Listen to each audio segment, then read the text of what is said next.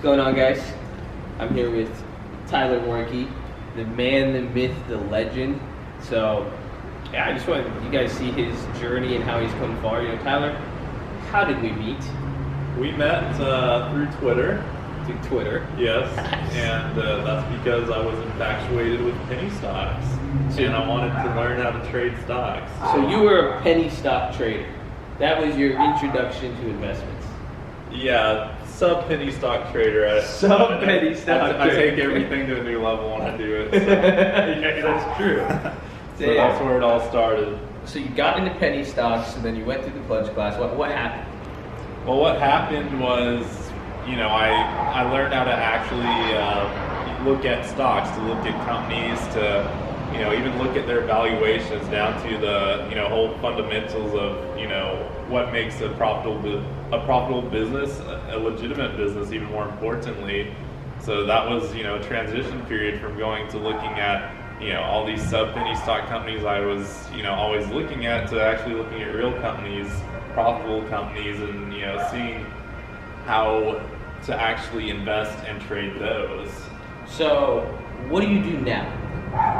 Now I am in real estate. I sell real estate in San Antonio, Texas, and now I'm also selling real estate in California. Got licensed in both places. Think about how crazy that is. It's pretty crazy.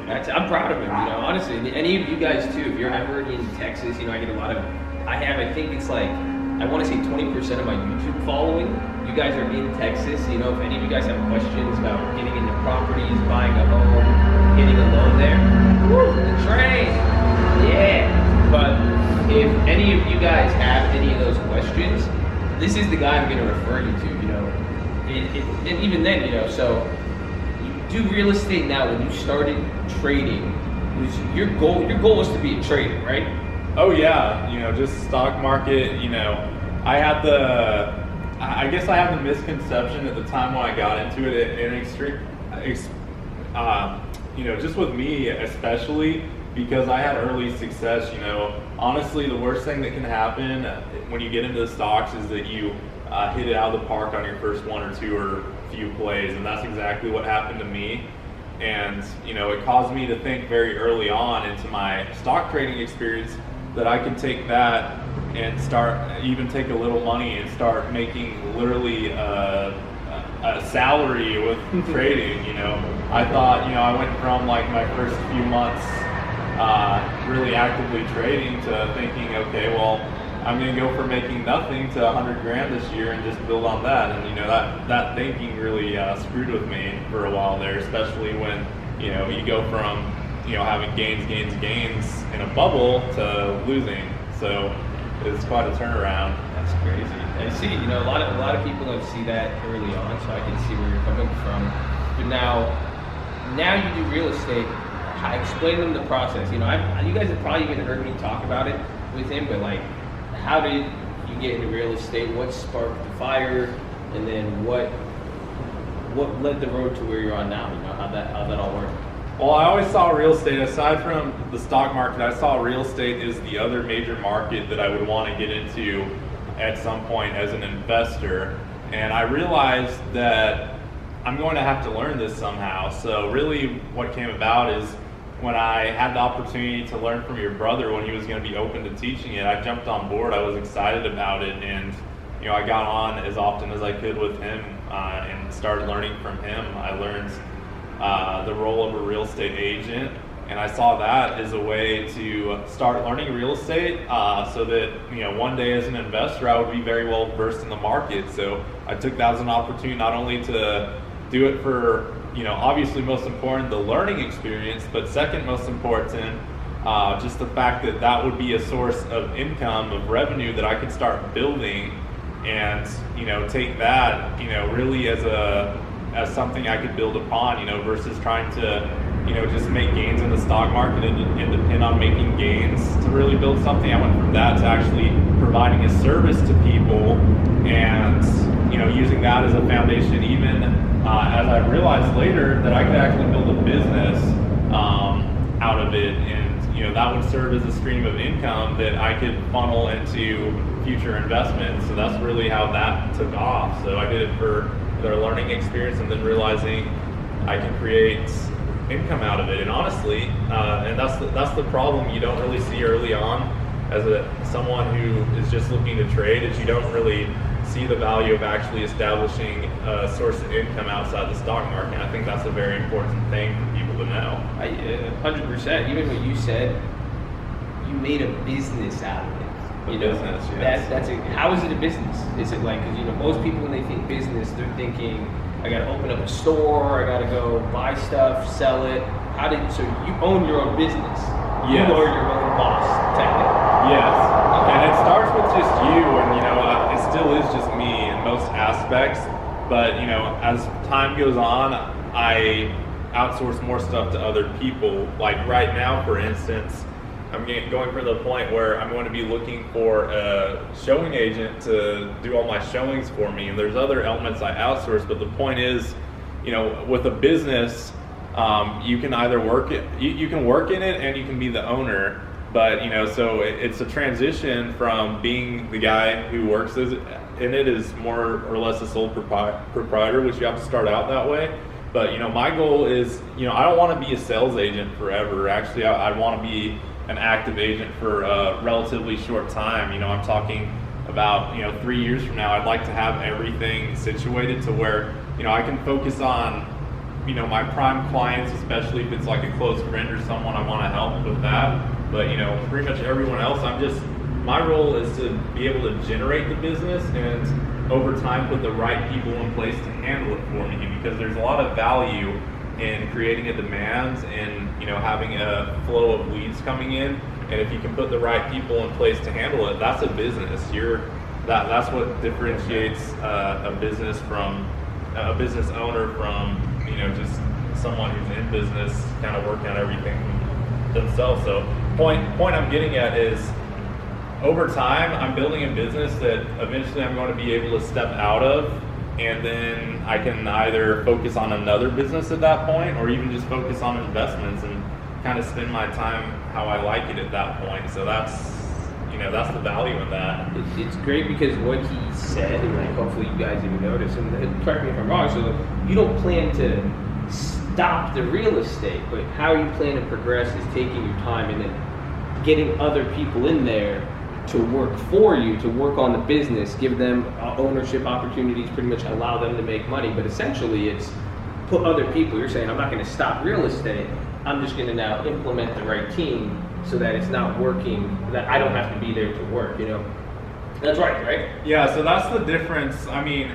Because really, depending on how you look at it, what I do can be considered a job. There's a lot of people who get their real estate license. Yeah, they're in business for themselves, they're their own boss, but really they have their own job. And that's not what I'm doing with it, because I'm looking out and just setting forth, taking the steps with it to where I'm not just my own boss, but I'm actually a leader, getting the right people in place, getting the right team in place with it.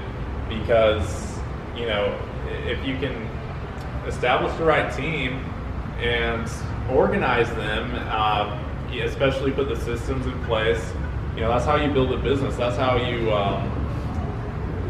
make something that it's not that it runs itself necessarily, but just be going from a role to where actively working in it to oversight with it. So the point is, I don't want to step out of real estate and say, okay, I'm just going to leave my job, do something else. No, it's the whole point is I'm building something that's going to be in place for me, working for me. The only difference is when you're doing it all yourself, of course you're not having to pay anyone to do it for you, so you're getting to keep all the revenue except for what you have to pay for expenses, versus if you bring on people as a team, you're going to go from keeping all that margin for yourself to sharing it with a few other guys. But still, you got to look at you scale it and you're good to go. Yeah, you scale it and you're good to go, exactly. Because you look at the benefits, like if you look at it from the job perspective, you leave your job, you're done. You've got to go find another source of revenue. But if you're a business owner and have the right team in place, you might go from making 100% for yourself to 50%, 40%, even if it's 30% for yourself. Point is, you got a team in place, and that's a source of income that's not going to leave you as long as you manage it right. So you walk away from that, but you still have a source of income at that point.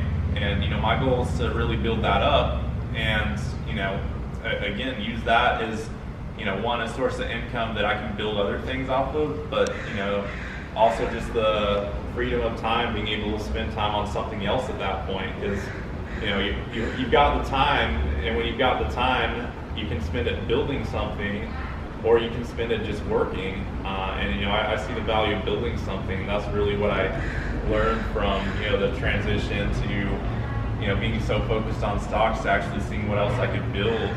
Before I really, I guess you could say, return to stocks as a just another stream, because that's really all it is. It's just another stream. It shouldn't ever be considered as, oh, this is what I do for a living. No, it should be one of many things. See, man, the way you even put it like that is just so powerful, just in the sense that you get the time factor. You're talking, you've been doing it now almost 2 years. He's saying, I'm planning to build every plan you just heard. You're saying you said 3-4 years out. So that's the thing. Because a lot of people, they've learned and they've gone through real estate training. They've learned it, but a lot of them are getting discouraged early on, or they're not really viewing that the plan to build, and they don't have that time period. But I guess let's go. Let's talk about the investing. Now, tell me, what are your next goals with investing? What do you want to do?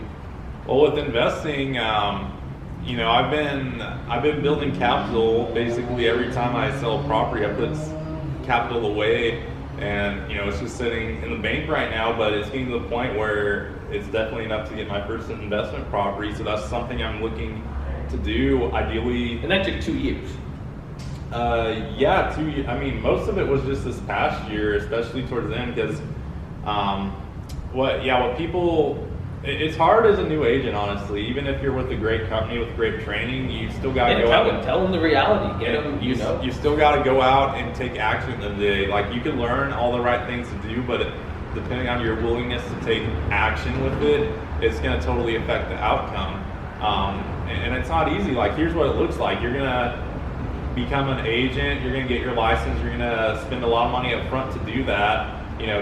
Licensing fees, it's like, little fees here and there, they add up. But, even the point where you're joining your local board of realtors, they've got fees as well. So you're going to go some time. All you're going to spend is, hundreds of dollars, even, a couple thousand up front just to get started, between your licensing fees, joining the local board of realtors, and, if you have any marketing costs whatsoever, which has a charge to join business with, you have to join your license. So there's a lot of costs up front, and what you got to realize, it's not like you get your license, join a broker, and then you're going to start making money. It doesn't work like that, especially if you're an individual agent. You're going to go out, start meeting people, start learning how to actually do it in real life.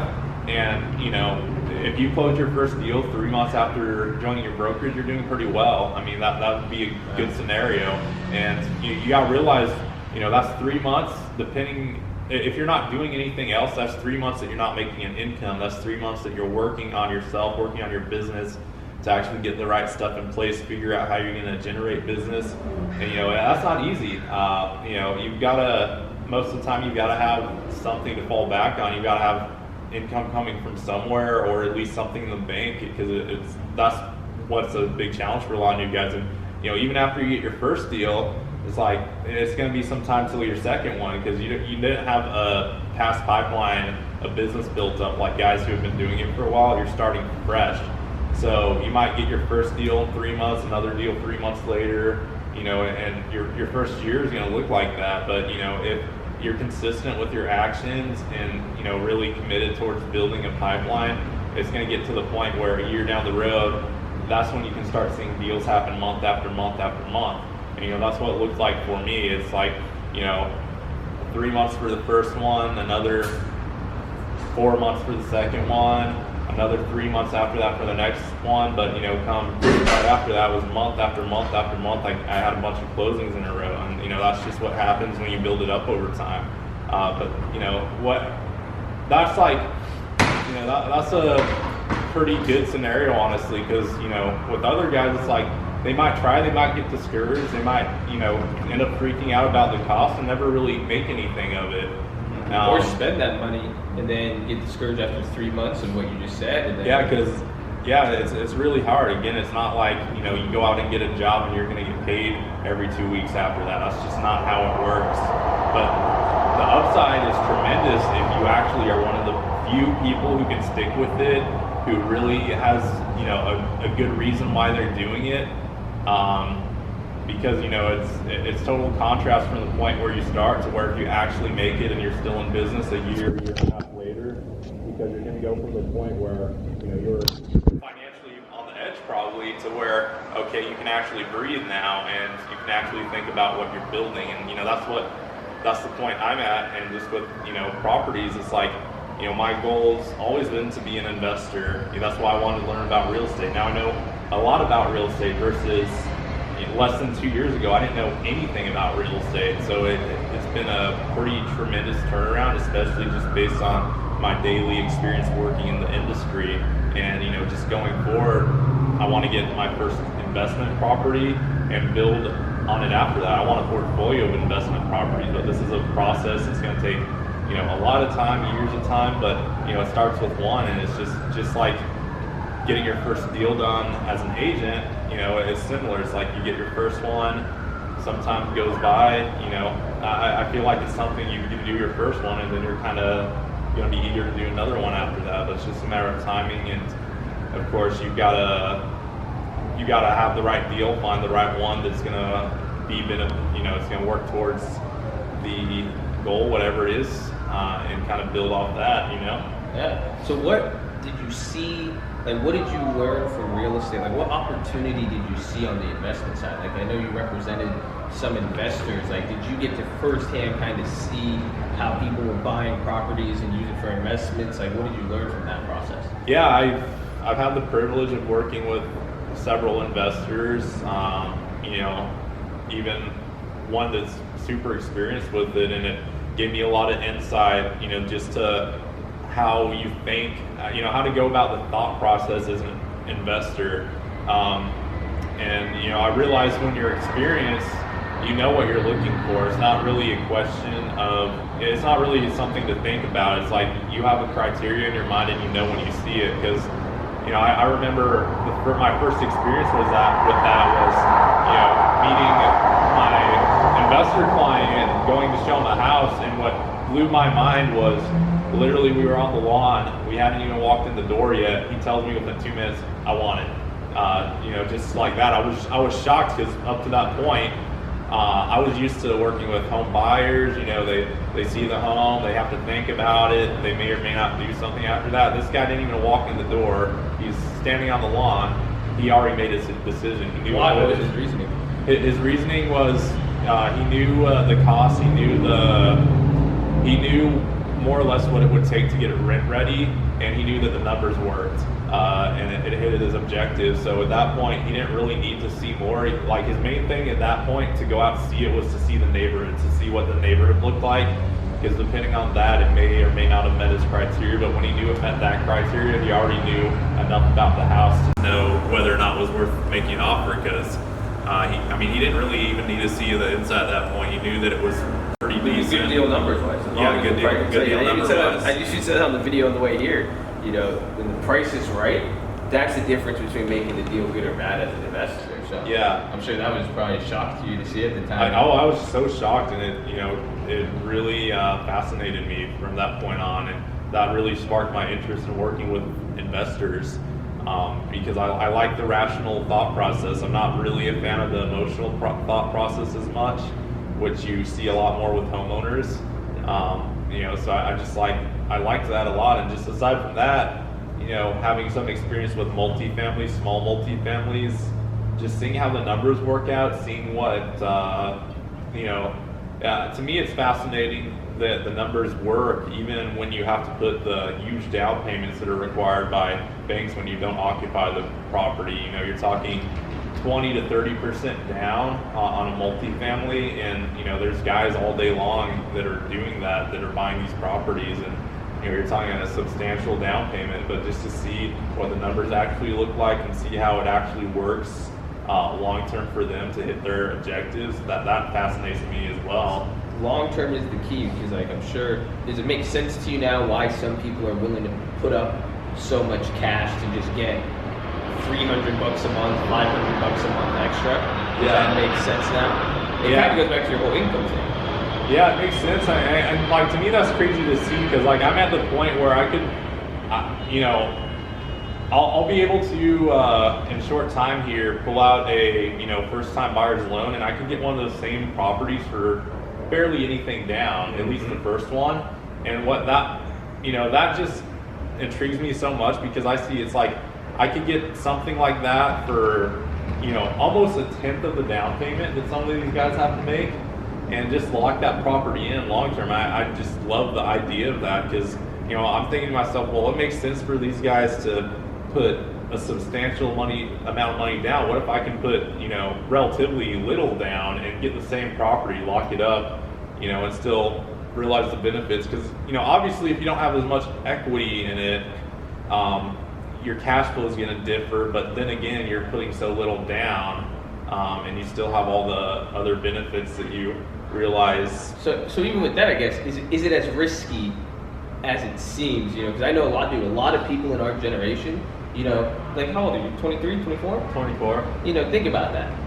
I guarantee you from your high school, you are probably one of two people, tops probably. I don't know, Texas is different. I know for me, I'm probably the only person in the last 4 years of my graduating class who owns a house, let alone multiple. Is it as scary as it seems to say, oh man, you're about to go buy a house, you're gonna go get a loan, what if the real estate market crashes? Now what? Yeah, I think the reason it would be scary, and honestly it is scary for most people, is just the way they go about it. Because if you're going about it as a homeowner, someone who's buying a home simply to live in, and you don't even know what your situation is going to be like in 5 years, I'd be scared because it's like, you don't really have a plan with it. You don't really have a long-term plan because I see a lot of homeowners, they're just moving around every few years. And if you're doing that, you don't have a chance to build equity in your house. You don't really have an entry and exit plan. And, really at the end of the day, even if you gain equity, you're burning into the cost to sell every time. So, if I was in that position, I'd be scared. So I think it's really just going to come down to how you look at it from an investment standpoint, because I know a lot of people who are looking to buy properties don't look at it that way. And, the benefits of home ownership are really long-term, and I don't see most people, even as homeowners, utilizing that at all. So I think it just takes a very particular mindset regarding it, and it's one you have to have as an investor. There you go. Well, we'll leave it at that, and hopefully you guys got a lot of information from there. Stay in school. Make sure you guys subscribe, like, do all that. And again, he's just as open as I am to answering questions. So you guys out in Texas, all these places, dude, Texas is huge. You got Dallas, San Antonio, Houston, Austin, Fort Lauderdale, right? That's Wait, Florida. What? What's it called? Fort Worth. Yeah, Fort Worth, Fort Lauderdale. See, huge metroplex. he knows a lot. It's crazy, because just having somebody around there, it's awesome. And if you guys want to learn in any state, we can run you through the process. Just because if I have more people like Tyler all around, and imagine if you had more people in different places, linking up investment properties, all that. That's where it gets really exciting. But ask this guy some questions. If anybody is from Texas, you guys are gonna ask me questions. Don't get mad when I say, hey, I'm gonna give you a number, I'm gonna give you an email and say contact this guy.